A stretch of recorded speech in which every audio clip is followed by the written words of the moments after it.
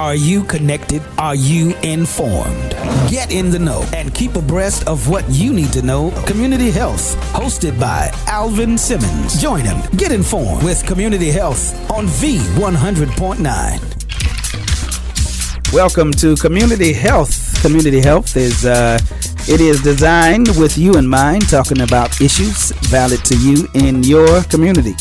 Today, of course, is our host, as always, Alvin Simmons. Hi, this is Alvin with Community Health, your locally broadcast program about the health events in the state. Our sponsors are the University of Arkansas for Medical Sciences, Habibis Incorporated, and AFMC, Arkansas Foundation for Medical Care. If you would like to become a sponsor, please drop me a line. We will be back with the health announcements we have thus far.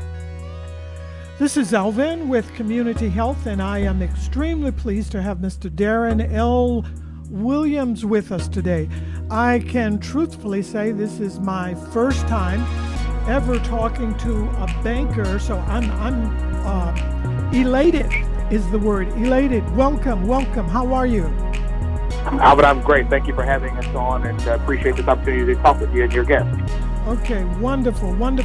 As I told you prior, what I like to do in the beginning is for you to just tell us about yourself, what you think is important, and the reason for doing that is we have plenty of young people that listen and mid-adult people, and they are looking for professions or maybe career choices. And I must admit, you're one of the more unique choices. So please, share with us something about yourself. Well, sure, Alvin. Let me just say that I'm not sure how unique I am. I have been blessed since birth, and have had a number of unique opportunities, and really appreciative for those opportunities. Alvin, I was adopted as an infant. At 2 weeks of age, my parents adopted me. My dad was 55. My mom was 46 when they adopted a 2-week-old. I'm 53, and I couldn't imagine having a 2-week-old.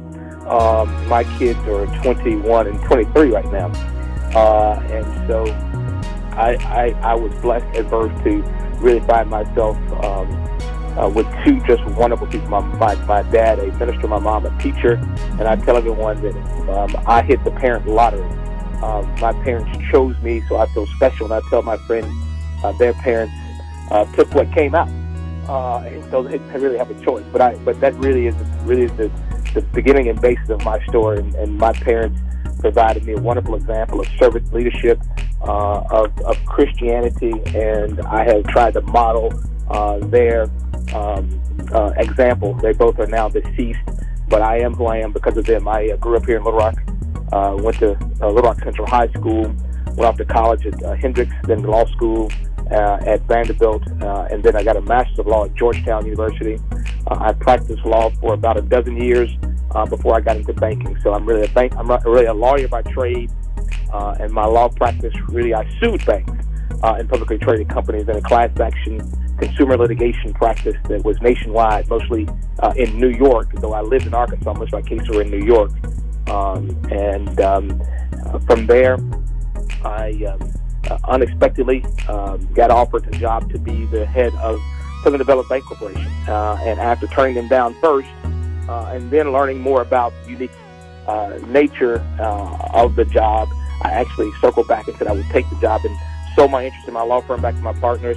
And I have been here since 2013. I had a stint between 2008 and 2013 in the Arkansas General Assembly. So I'm a political junkie, and I spent 3 terms in the Arkansas legislature as well.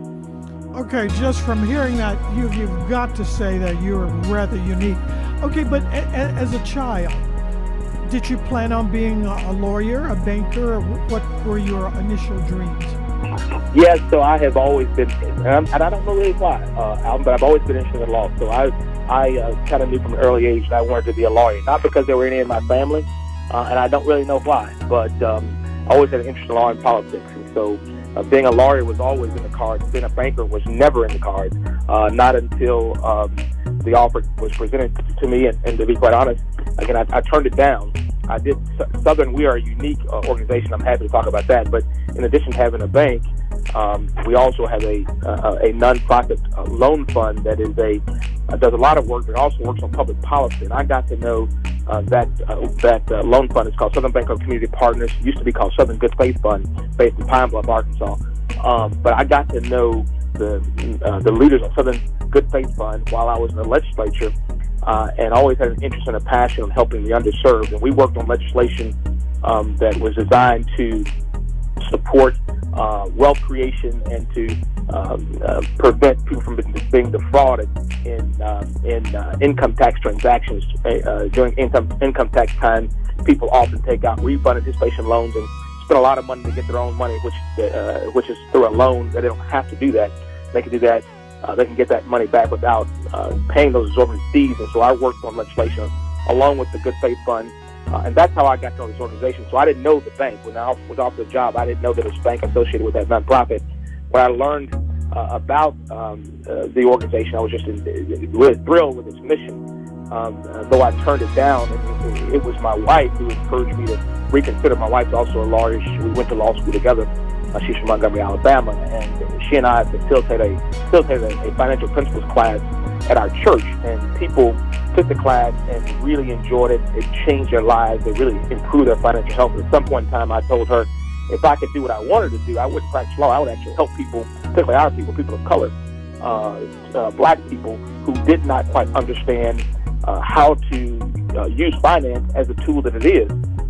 And when I turned the job down without even talking to her, I mentioned to her what I had done. She said, well, that may have been God's way of giving you what you asked for, because you said that's what you wanted to do. And so I hadn't thought of it that way, and I rethought the position and asked the folks, the leadership here at Southern, to reconsider, and they gave me the job. And I've been here since 2013 and really enjoy it. Wonderful.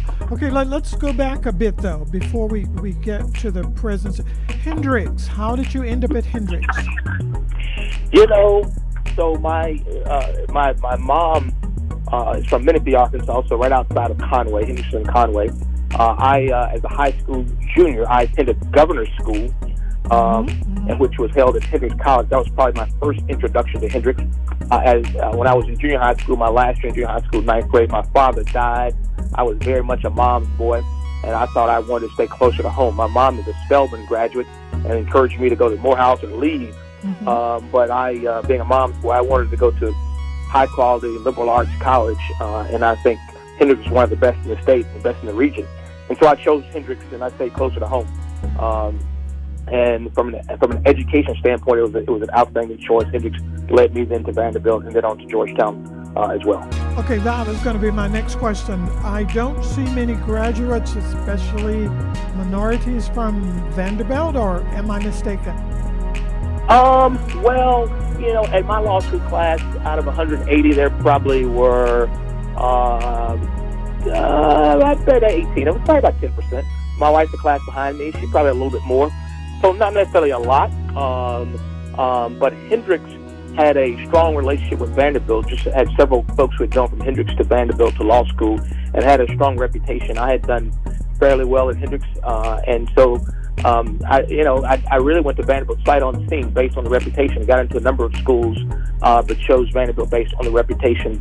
At the time, I was not 100% committed to how long I would stay in Arkansas, so I wanted to have more of a national, at least a regional law degree from a school that had, at least a regional, if not a national reputation. And so I attended Vanderbilt, but ultimately, after spending time in Washington, D.C., happy to come back home and have been here since 1999. I'm Belinda Hintz, and this is your AFMC Health Minute. Summer weather is back in Arkansas. That means kids and parents will be heading to the swimming pool for fun and relaxation. But swimming can be dangerous, especially for young children. So here are some safety tips to keep in mind before you jump in. First, only swim in supervised areas with a lifeguard. Never swim alone. Never leave young children unsupervised around the pool. Kids who aren't very good swimmers should wear a life jacket at the pool.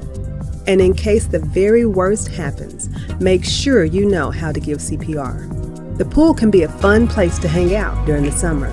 Just make sure you and your family stay safe. We have more information on swimming safety on our blog at afmc.org. AFMC, improving healthcare, improving lives.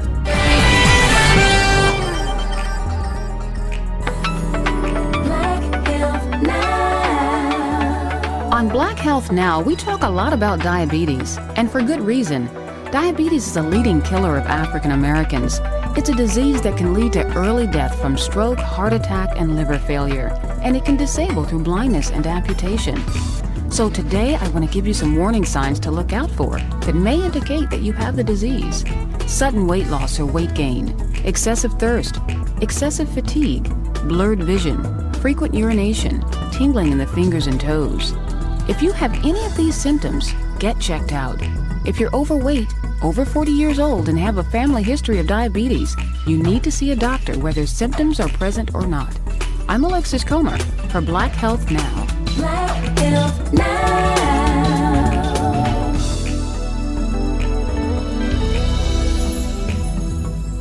And now, back to Community Health with Alvin Simmons. Okay, what do you contribute to your ability to be successful at both of those universities as a child? Is there anything that sticks out in your mind that you did or someone else did that helped you to be successful? Yeah, I tell you, my success, again, I go back and give credit to my wonderful parents, Warren and Catherine Williams, who, as I said, are both deceased. My mom was a high school English teacher. My dad administered both valued education. My mom attended Spelman. She instilled education into us. Both of them did. It was expected that we were going to college. It was wasn't really much of a choice. It was just where you're going, not if you're going. My parents pushed me to excel as a student. And it was all that had always been important to me. Education, I knew, opened doors. My mom actually grew up early in her career teaching in the all-black high schools of Conway County, Arkansas, in Menifee, Arkansas. So she taught in schools that were segregated, and then after the schools desegregated, she taught in North Ark, Northeast. But education was important always in our house, and so I credit them with making sure that I kept a focus on my schoolwork. Okay, now that you've had years of experience, what if you are a child and you don't have those parents? Do you have any words for them? Well, again, I was fortunate and blessed, and I wish everyone had that opportunity. But education truly is the greatest opportunity equalizer in this country, and so I would just encourage folks to embrace not just your formal education in school, but lifelong learning. There's so much to be gained and learned and to be benefited from by valuing education and always looking for things that you can learn. And we are all ignorant of something, and there are answers out there. Be inquisitive. Be inquisitive and try to inform yourself of things you don't know much about. It will be invaluable to you in your career, not just from a financial standpoint, but just from a quality of life standpoint as well. Okay, let's go to law school. We have quite a few minorities and people that are, underprivileged that are being able to get into law school. And I see that you were with a firm. So tell me, what was your law experience like? Is this a profession that you would recommend to, say, young people today? Absolutely. Now, I knew that I wanted to be a lawyer from an early age. Not exactly sure why I knew that, but that was always kind of my interest and passion. I tell people that a law degree provides so much opportunity for you. Of course, I went to law school because I actually wanted to practice, but now I'm not practicing.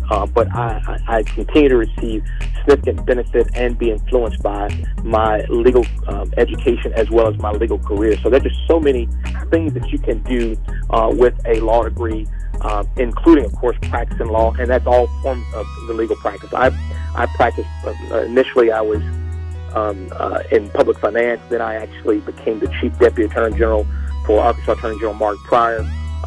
So as a government practice, then for the last a dozen years or so of my legal career, I was at a private law practice where I focused on, again, class action securities litigation, representing large institutional investors in stock fraud cases. So very much a business focus in the law. But there are so many things you can focus on and do as a lawyer.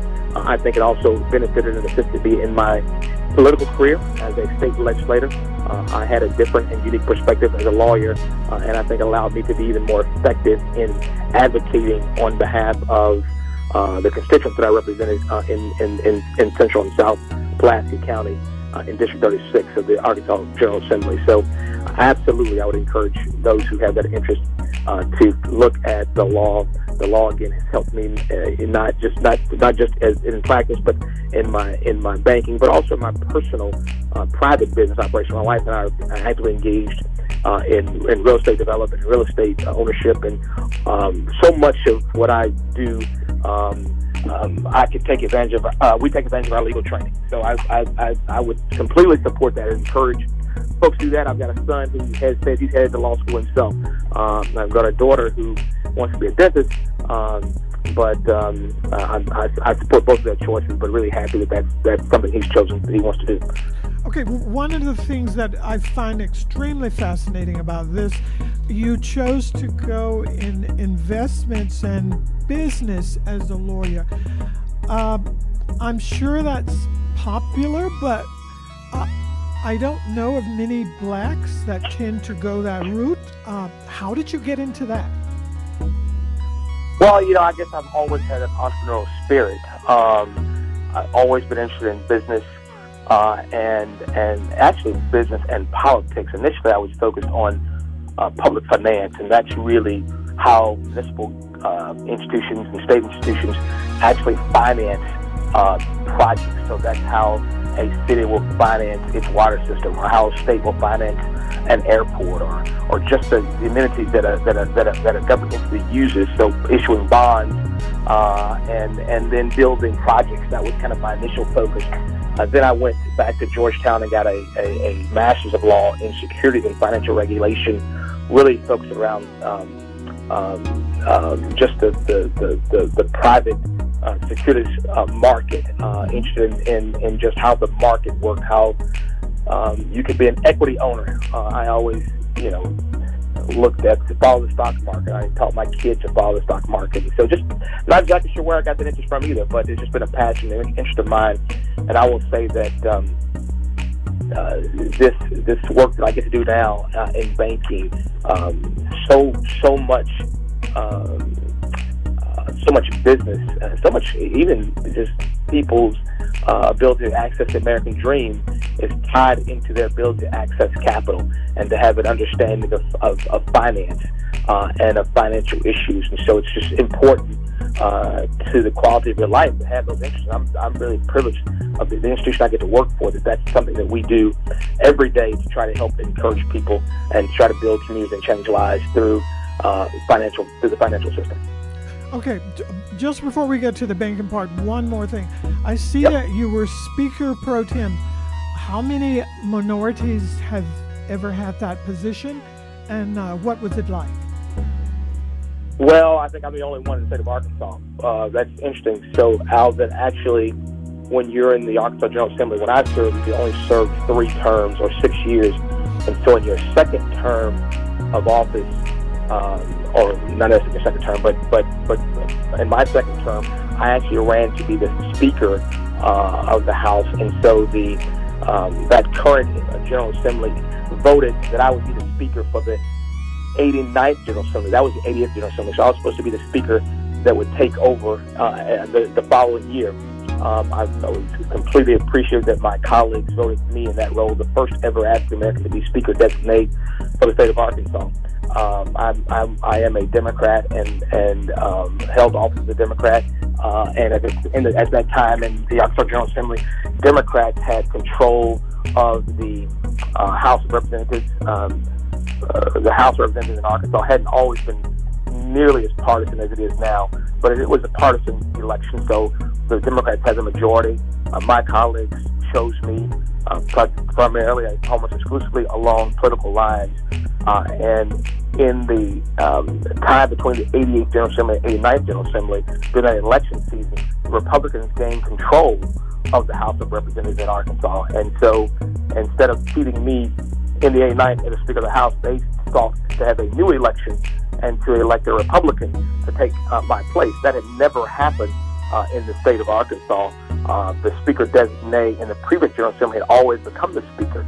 But this is really the first time that the political majority split in the Arkansas House of Representatives. And so realizing that we had lost the majority and that I was likely not to be the Speaker of the House, I actually partnered with my good friend, who's a lawyer and a banker. His name is David Carter, outstanding public servant who happened to be a Republican, was from Marietta, Arkansas, grew up with people of color, was one of the fairest, nicest, humblest, and smartest guys that I knew, became a good friend of mine in the Arkansas General Assembly, still a good friend of mine today. We approached him, I approached him, and we discussed that the Democrats in the General Assembly would like for him to be Speaker of the House as opposed to the Republican Party had chosen. We thought that we would have a better shot of advancing issues that were fairer to everyone and had more of a Democratic agenda than we would with who the majority at the time wanted. And so I encouraged my colleagues in the Arkansas General Assembly, in the 89th General Assembly, to get behind Davey. So we had 48 votes. He brought his own vote at 49. He only needed 2 more votes because he needed 100 less. He only had to get to 51, and so he was able to convince several Republicans to also vote for him. I was 5 or 6, so he ended up getting like 56, 57 votes. So in many ways, it was the Democrats that elected him. He was not necessarily popular in his own party, but over time, just because his charisma, his quality, just the quality of his character, he won over the entire General Assembly. And I'm proud to say that he actually asked me to be his number 2. He asked me to be his Speaker pro tem. Typically, the Speaker pro tem is of the same party as the Speaker. Collectively, he and I joined forces, locked arms, and I think we did a lot of good for the state of Arkansas without this partisan divide that we see now. And I will say it was during that General Assembly that Arkansas, under Davy's leadership, passed the Arkansas version of the Affordable Health Care Act, or Obamacare. The Republicans were completely opposed to passing Obamacare in the state of Arkansas. Davy's leadership and the support of the Democrats and his leadership, we were able to get that passed in Arkansas. And because of that, 250,000 people in the state of Arkansas have health care today that probably would not have had it had we elected someone else in the Speaker position, because in states surrounding Arkansas, some states that were dominated by the Republican Party, so many of those states failed to adopt Obamacare and left their citizens without health care. So true, and still the case today. Today's Here's to Your Health segment with Dr. T. Glenn Pate is brought to you by the University of Arkansas for Medical Sciences. More than 1 million people in the United States are currently living with HIV, so you may know someone who has the virus. Someone who has been recently diagnosed with HIV may find it difficult to take the first step towards treatment. Your support and assistance may be very helpful. By getting linked to HIV medical care early, starting treatment with medication called antiretroviral therapy, or ART, adhering to medication and staying in care, people with HIV can keep the virus under control and prevent their infection from progressing onto AIDS. HIV treatment is recommended for all people with HIV and should be started as soon as possible after diagnosis. Encourage your friend or your loved one to see a doctor and start HIV treatment as soon as possible.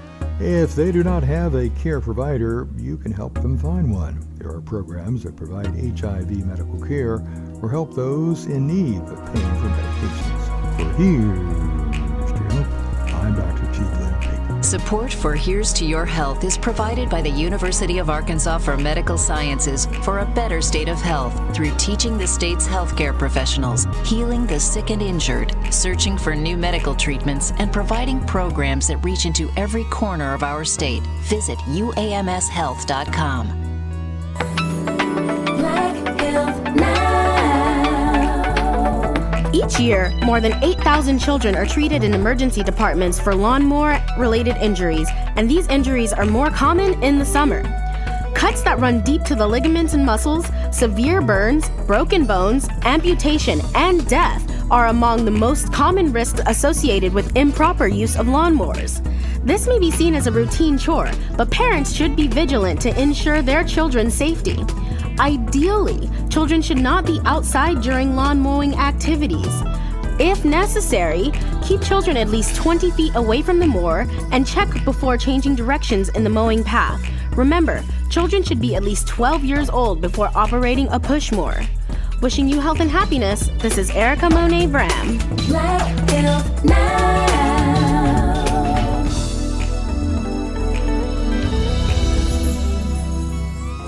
And now, back to Community Health with Alvin Simmons. Okay, Absolutely. listen, Darrin, I'm gonna have to complain. I know you're busy, but you only gave me 30 minutes, which is not enough. You're too fascinating for 30 minutes. But okay, we got like 10 minutes left. Let's hit the banking. Just talk to me about banking and what your bank does. That may be the easiest way. Sure. Well, happy to. Southern Bank Corporation, we are what's called a Community Development Financial Institution, or CDFI for short. As a CDFI, 60% of our banking activity must take place in low and moderate income census tracts. So, typically a bank operates obviously to make money for its shareholders, and it wants to operate in some of the most affluent communities with some of the most wealthy people. We take a different task and a different path. We want to bank everyone. And so just a little bit about our history. We were started in the mid-1980s by then Arkansas Governor Bill Clinton in partnership with the Walton Family Foundation and the Rockefeller Foundation and several other business leaders and community leaders in Arkansas. Governor Clinton at the time was looking for ways to stimulate economic activity in Arkansas's Delta region, a largely African-American community that had been de-invested in. Cotton was no longer keen. Largely African-American community that was suffering from someone just not paying attention. He saw Governor Clinton was attracted to a bank on the south side of Chicago called South Shore Bank. It was a development bank, probably the country's first development bank, intentionally planted on the south side of Chicago, economic African-American community that had been redlined, people had not paid attention to. Founders of South Shore Bank got together, located the bank in that community, start making investments, making loans in that community. Housing, home ownership went up, small business startup went up. People started really taking care of the neighborhood. That neighborhood thrived. And so Governor Clinton said he wanted to take that concept of a development bank and bring it to Arkansas's Delta region, which was largely African-American, economically depressed, but rural, not urban. And so we invited folks from Chicago to Arkansas to start Southern Development Bank Corporation with about $10 million in assets from the Walton Family Foundation, the Rockefeller Foundation, other partners. Proudly today, we have grown the organization to almost $2 billion in assets, 53 locations, not just in Arkansas, but also in Mississippi. I also do work in Tennessee. And really proud that our work focuses on wealth-building strategies. We focus on things that we know will lift people from poverty to financial stability. Pew has studies that 70% of the people born into poverty never make it out. It becomes intergenerational. So if your grandmother was poor, your mom's poor, you're likely 70% chance to be poor as well. But Pew looked at the 30% of people who actually made it out of poverty. What was common among that 30% is they had some form of net worth. That might have been equity in a home. They would take the equity out of that home and start a small business. They would break the cycle of poverty for that family, or take equity out of that home and help send a kid to college. That education will help break that cycle of poverty. So we focus on things we know build wealth. So we focus on home ownership, trying to put people in safe, decent, affordable homes where they can have a forced savings account and build equity. We focus on helping small businesses to create jobs and retain jobs in the markets we serve, and then focus on empowering people to save and accumulate assets. And that takes a number of forms, including public policy that we work on. And so those three strategies permeate the work that we do as a $1.9 billion financial institution, and just really excited about the work that we're doing, the growth that we're seeing. Since I've been in since 2013, we've grown by $800 million in assets and increased our geographic footprint, and looking to grow in several states surrounding us as much more attention is being placed around advancing racial equity and around the lack of opportunity and access to capital for Black and brown people and for rural communities that we serve. Okay, there was a study that just came out a few weeks ago. It said in the past 50 years, from 1970 until now, home ownership, especially in the Black community, has only increased by 1.2%. Do you have any suggestions that you could give minorities of how they can improve their chances of home ownership? Yes, so that study is spot on, and if you think about it, most families' largest asset is their home, and so we have a number of wealth building strategies centered around home ownership. So we're proud to be at our nonprofit. We have HUD certified home buyer counselors. So we work one-on-one with people who want to become homeowners, and we take them through that from the beginning to the end, and help them repair, rebuild, restore their credit if that's what's necessary, and then help them on their home ownership journey. And so it really starts with laying a solid financial foundation, and that really is all about building your net worth. So you want to save, obviously, more than you spend. You want to focus on increasing your credit score, and the number of strategies that we can help you with. And I would encourage folks to go to southernpartners.org to learn more about our work in financial education, financial literacy, and it really begins.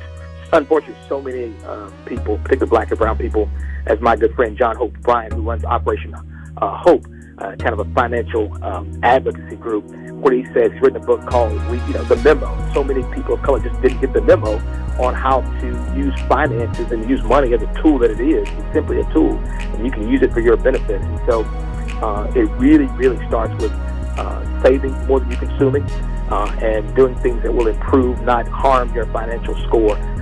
And then we can move you along your homeownership journey. But again, that's just right. In fact, the homeownership rate among African Americans is about 42%. That's about a 30-point gap between Black and white people. And again, it's that home that becomes the foundation to building wealth. And that's why right now the median net worth of a white family is $171,000. The median net worth of a Black family is $17,000. So that means that every dollar a white family has, a Black family has a dime. We've got to do better to close that racial wealth gap. Do you know the reason for? I know this is oversimplified, but is there one reason for that? Alvin, listen, there are a number of reasons, and it's not just one. But let me say it is rooted in the slave discriminatory history of this country. You can go back to slavery, when Black people were forced to work with no compensation. No matter what business that you're in, if you can have free labor, you don't have to pay your employees, your business is going to be profitable, because often it is your labor cost that's the most expensive and your largest expense. So we were forced to work for hundreds of years with no compensation. Then when we were freed in 1865, for example, Abraham Lincoln, through his administration, created a Freedmen's Savings Bank. It was a bank where recently freed slaves, Black folks who fought in the Union Army, could save their money in a bank, and it was believed by Black folks this bank had the full faith and credit of the United States government. But the white folks who ran that bank engaged in unconscionable business practices and very risky lending, and that bank collapsed in 1874. In today's dollars, $37 million were lost by Black families. Many people say that's the beginning of folks losing confidence, the Black folks losing confidence in the banking system. And so, unfortunately, the underbanked rates among Black Americans is off the charts compared to everyone else, and it is that access to a banking, safe, sound banking product, a bank account, that really is the beginning of building that foundation. We often don't participate in that system. Next, I'll go to just the Great Western Migration. So over 270 million acres of land was given to white people during the Great Western Migration, denied to people of color, and you can trace that homeownership throughout the white community back to what the government gave them. So they were given this gift of net worth, of home ownership, of land, and you can fall back to today's, to even more recent. The reason why the Community Reinvestment Act was passed was because banks and the government intentionally discriminated against Black communities and drew red lines around our communities, said these communities are not safe. We will not invest money. Banks will not loan money to people in these communities. And so our communities were filled with renters as opposed to homeowners. And that's a different psychology for folks who rent versus those who own. So I'll not go on for days around the reasons why we are where we are today. But I am encouraged by the attention that has been placed on advancing racial equity as an outgrowth of a double pandemic that hit us in 2020, the pandemic of COVID-19 that disproportionately impacted Black and brown people, and the pandemic of racism that allowed the police to kneel on the neck of George Floyd until his death, and Breonna Taylor and Ahmaud Arbery and others. Those murders have awakening, hopefully, the conscience of America, that we can go beyond those moments to a movement toward advancing racial equity. So all of that has had a reason, have played reasons in why we are where we are. But I'm optimistic with the attention again being placed around advancing racial equity that we can make real progress if it becomes a movement and not just a moment. It's time for a Power Minute. This is Ed Gray. The late singer Paul Robeson fought against injustice and paid for it with his life. Paul Robeson had worldwide success in the U.S. and abroad.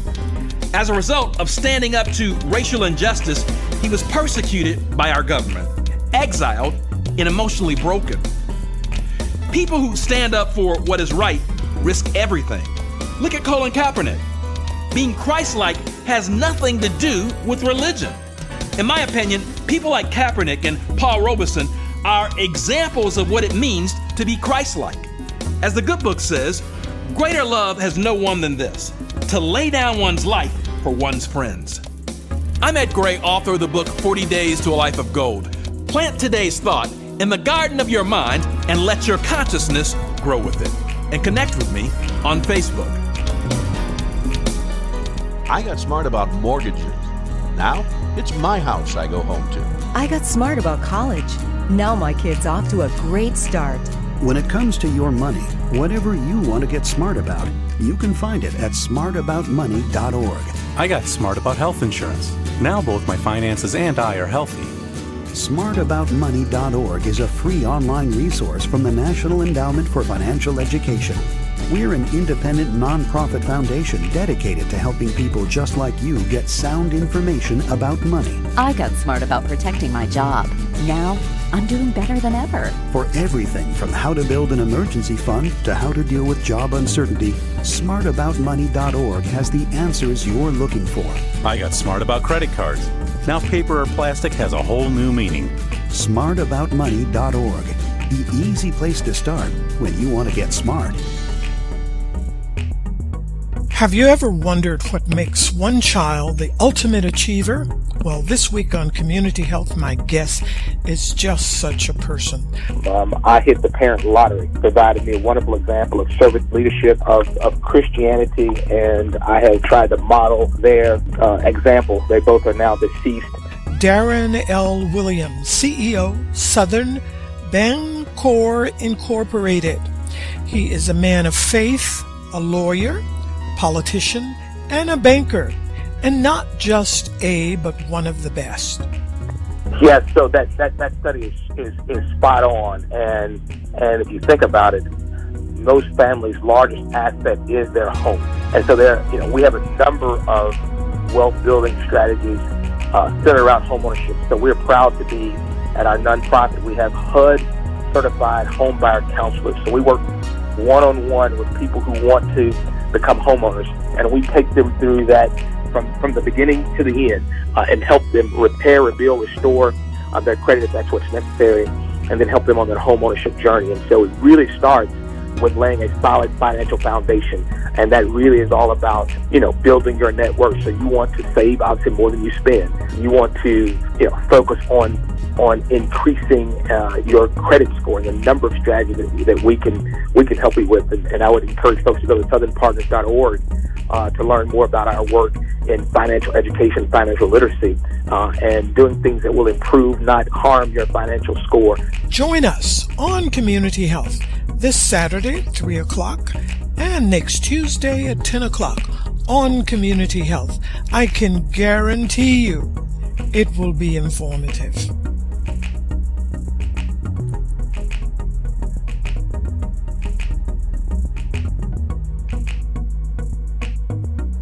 Victory 100.9, 95.3, 1530 AM. Your choice for the most in-depth coverage of issues facing our community. And now, back to Community Health with Alvin Simmons. Okay, Mr. Williams, I'm going to have to stop you there, but I want you to promise me that you'll come back, because you're too fascinating to just do 30 minutes. But Nathan has told me you've got another appointment and we have to get off the line. So thank you very much indeed for being with us today. And when you get a chance again, please come back so we can talk more about banking, because I have plenty of questions about banking and how it works. But thank you again, and thank you for all of your service to Arkansas. This is Alvin with Community Health. I've been talking with the CEO of Southern Bancorp, Darrin Williams. He's an attorney and a politician and a banker.